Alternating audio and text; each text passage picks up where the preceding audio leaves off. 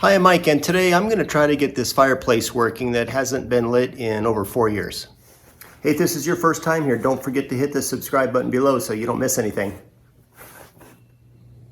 So here's my fireplace, and it's pretty standard. There's a gas key on the wall there. There's a wall switch over there. And this is in a room that really does not get used ever, and this has not been lit in easily 4 years. So we're gonna see if we can get it working. So this is a pretty standard fireplace. Mine has a fixed panel of glass here. Yours may have glass that folds in the middle, like a bifold door, folds out, but I need to get access, as do you, to the gas valve and the parts to get this thing lit, which is back there. So I need to remove this piece of glass, and I lift up and gently put this out of the way.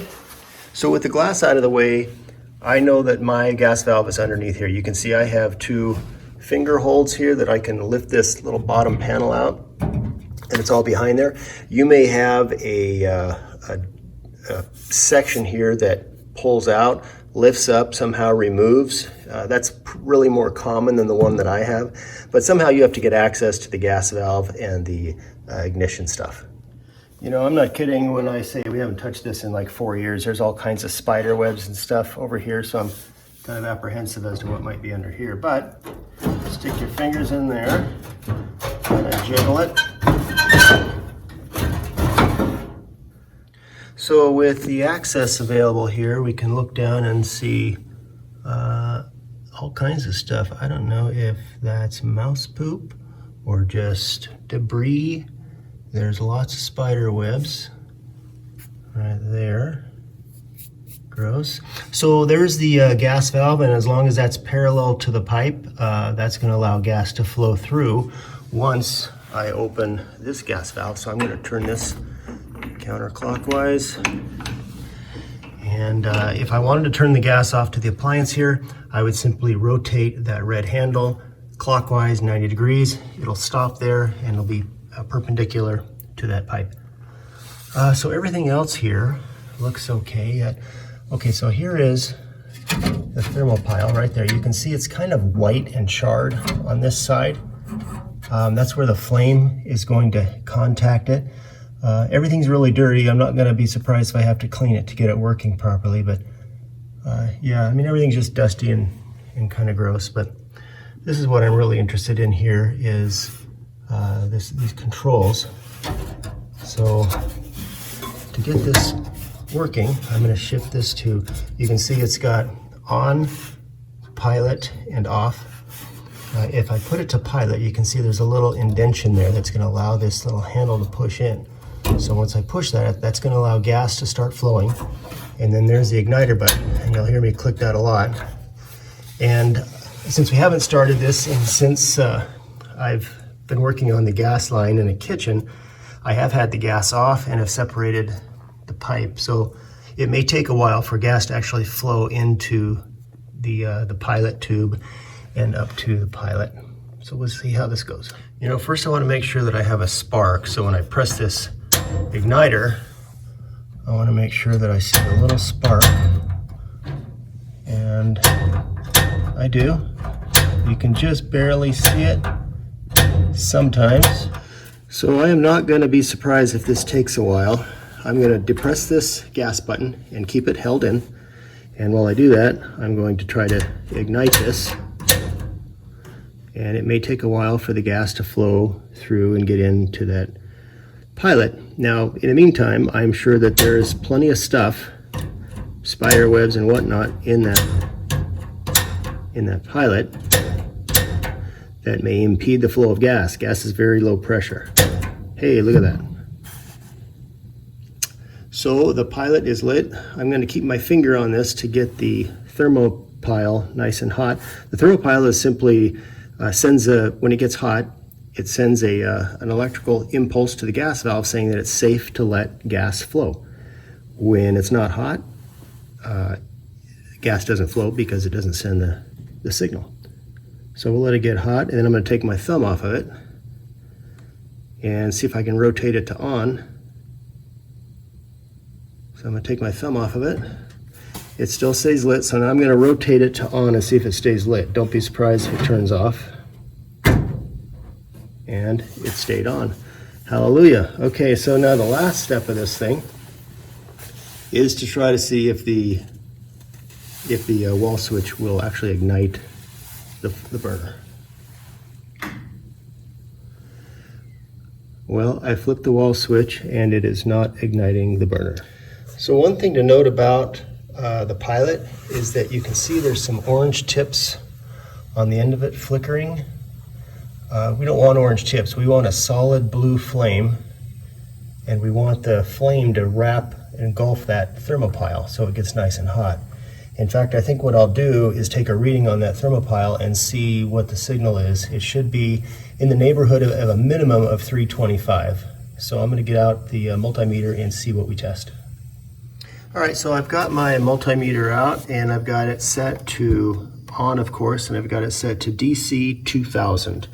So all I'm going to do is touch these two terminals to these screw heads, and you can follow this metal wire down. It's usually cloth at the ends, and it's red, and mine is actually, this should be white, but it's because of age, it's all yellow and nasty.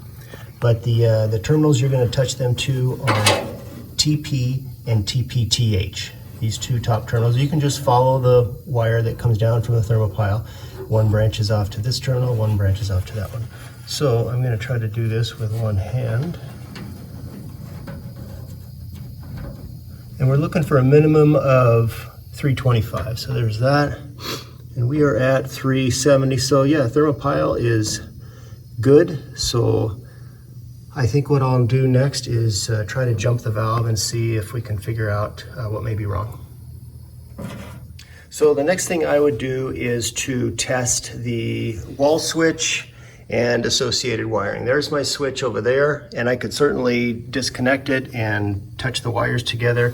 That may happen after this test here, but this next test is going to test not only the wall switch, but also the wiring that comes into this valve. And so what I've got is just a cheap paper clip, right? And so I bent it into a U shape, and I'm going to touch two terminals here. I'm going to touch the TPTH and the TH terminal together, and that will completely take the switch and wiring out of the cycle and let me know if it's that portion or if it's something more serious. And if this doesn't work, then we're getting into more serious stuff that I really don't want to get into. But anyway, let's see if I can do this with one hand. Oops.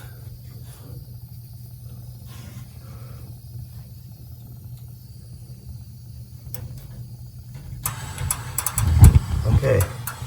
All right, so we have the main burner is lit when I bypass that section. So that tells me that it is the wiring, the switch, or something in that whole circle. So you can see I do it again, and that confirms that's where it is. So next thing I'm going to do is take the switch off of the wall and touch the wires together, and hopefully it lights, and that'll tell me it's a switch.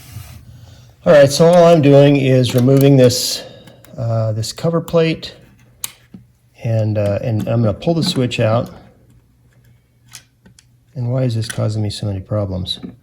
And I'm going to pull the switch out and then touch the wires together, and with any luck the thing will light and I'll be free of this.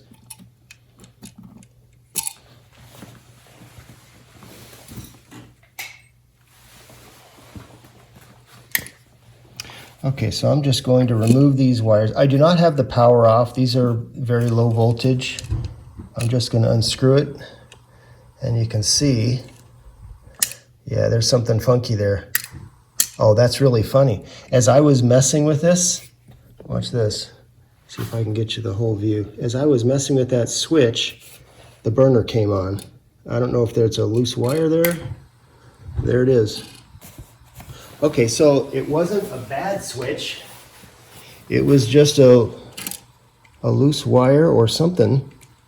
But generally, I would remove the wires off each of these terminals, and they're very low voltage. You can see I'm touching with my bare hands. Take the wires out and touch them together. And if the burner lights while the wires are touched together, it's a bad switch. If it still doesn't light, then it's somewhere between this wire and the wires where they touch the terminals.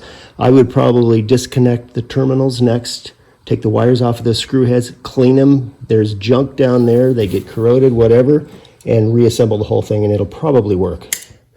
That's funny. Well, that was a stupid easy fix.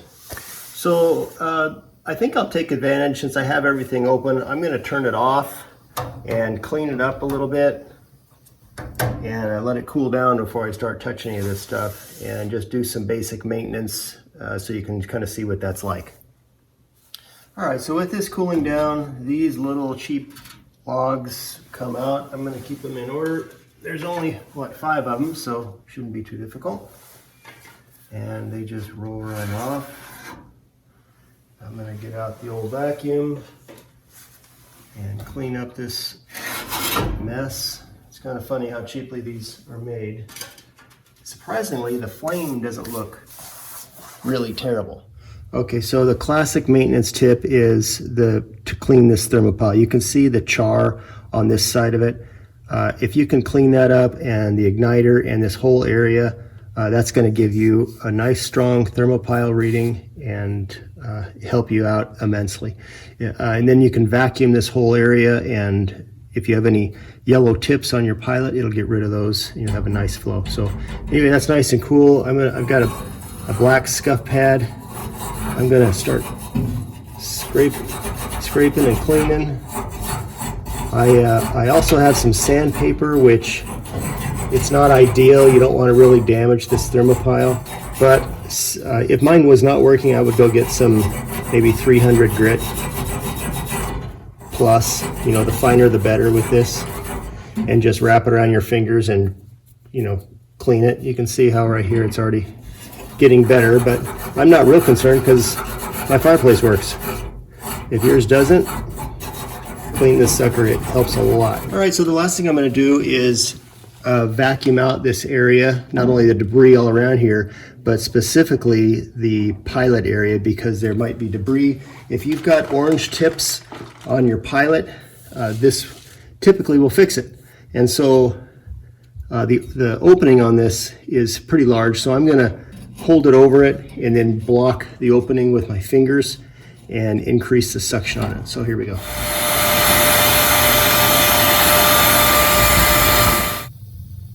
All right, well, there is my cleaned up, relatively cleaned up Thermopile. I got the vacuum out, cleaned it up. You don't see any orange tips on that pilot, and that's a good thing. So I was curious. I got out the multimeter again, and I want to test and see if I made any improvement on that. And again, I need 4 hands to do this. So let's see if I can get this to work. Okay, there we go. And it went up to 463 and counting. So it definitely improved the performance of the Thermopile. I'm going to put it all back together and call it good. Well, I hope that video helped you. If you have any questions or comments, leave them in the comment section below. If you're interested in our franchise opportunity, I'll leave a link for that in the comment section below. Don't forget to hit the subscribe button, and we'll see you next time.